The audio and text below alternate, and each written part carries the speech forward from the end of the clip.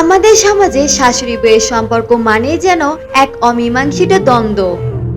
বেশিরভাগ ক্ষেত্রে যেখানে এই দুজনে একসঙ্গে থাকাটাই কঠিন হয়ে পড়ে, সেখানে এক নারী তৈরি করেছেন এক বিস্ময়কর উদাহরণ।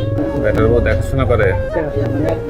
তার পাশে স্বামী নেই, নেই কোনো জাগতিক পিছুটান, তবুও তিনি ছেড়ে যাননি তার বৃদ্ধা শাশুড়িকে। গতানুগতিক তিক্তটাকে দূরে ঠেলে প্রতিদিনের যত্ন, গভীর মমতা আর দায়িত্ব দিয়ে আগলে রেখেছেন এই মানুষটিকে।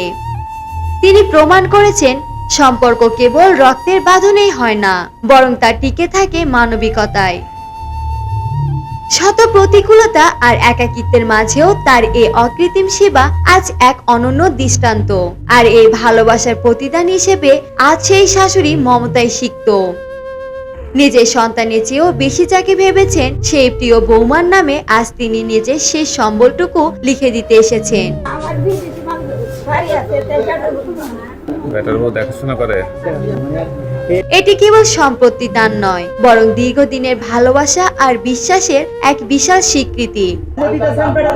যে কোনো সম্পর্কের মূলে যদি থাকে শ্রদ্ধা আর ধৈর্য, তবে পৃথিবীটা সত্যিই অনেক সুন্দর হতে পারে। রুমানা আমিন, চ্যানেল 10।